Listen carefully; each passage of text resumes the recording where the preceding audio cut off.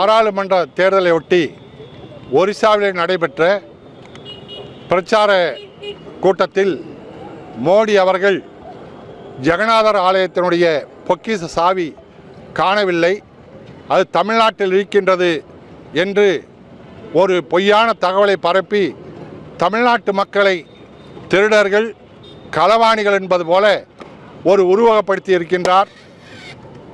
அது அல்லாமல் அமித்ஷா அவர்கள் ஒரிசாவிலே ஐஏஎஸ் அதிகாரி பாண்டியன் மக்கள் செல்வாக்கு பெற்றிருப்பதை தாங்கிக் கொள்ள முடியாமல் ஒரிசாவை தமிழர்கள் ஆளக்கூடாது, மண்ணின் மைந்தர்கள் ஆள வேண்டும் என்று சொல்வதோடு மட்டுமல்லாமல் தமிழ்நாட்டிலே வட மாநிலத்தை சார்ந்தவர்கள் இழிவாக நடத்தப்படுகின்றார்கள், வடநாட்டு மக்களை கேவலமாக பேசுகிறார்கள் என்றெல்லாம் தமிழ்நாட்டின் மக்களின் மீதும் தமிழ்நாட்டின் மீதும் ஒரு பொய்யான தகவலையும் இழிவான பேச்சுக்களையும் தமிழ்நாட்டின் மக்கள் மீது பழி சுமத்தி இருக்கின்றார்.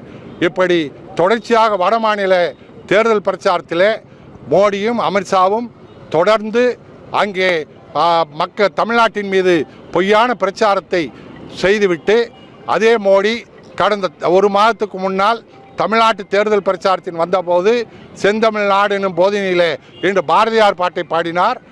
யாதும் ஊரே யாவரும் என்ற ஒரு பூங்குன்றனாருடைய வரிகளை சொன்னார். இதையெல்லாம் சொன்ன மோடி வடக்கே போய் தமிழர்களுக்கு எதிராக மக்களுடைய வாக்குகளை பெறுவதற்காக அப்படி பேசியிருக்கிறார்.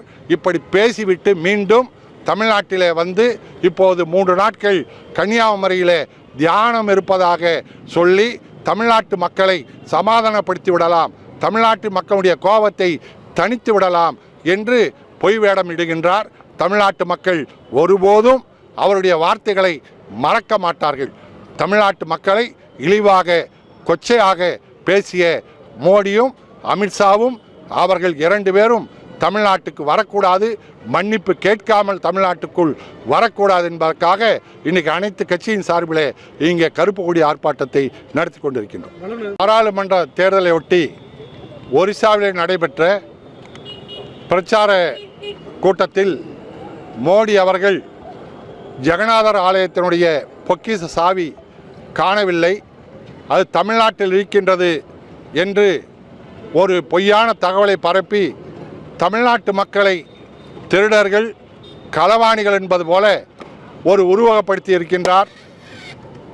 அது அல்லாமல் அமித்ஷா அவர்கள் ஒரிசாவிலே ஐஏஎஸ் அதிகாரி பாண்டியன் மக்கள் செல்வாக்கு பெற்றிருப்பதை தாங்கிக் கொள்ள முடியாமல் ஒரிசாவை தமிழர்கள் ஆளக்கூடாது, மண்ணின் மைந்தர்கள் ஆள வேண்டும் என்று சொல்வதோடு மட்டுமல்லாமல் தமிழ்நாட்டிலே வட மாநிலத்தை சார்ந்தவர்கள் இழிவாக நடத்தப்படுகின்றார்கள், வடநாட்டு மக்களை கேவலமாக பேசுகிறார்கள் என்றெல்லாம் தமிழ்நாட்டின் மக்களின் மீதும் தமிழ்நாட்டின் மீதும் ஒரு பொய்யான தகவலையும் இழிவான பேச்சுக்களையும் தமிழ்நாட்டின் மக்கள் மீது பழி சுமத்தி இருக்கின்றார்.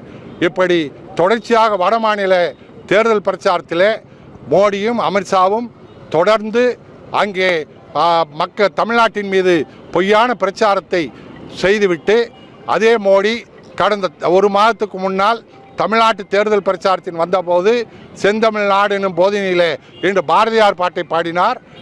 யாதும் ஊரே யாவரும் என்ற ஒரு பூங்குன்றனாருடைய வரிகளை சொன்னார்.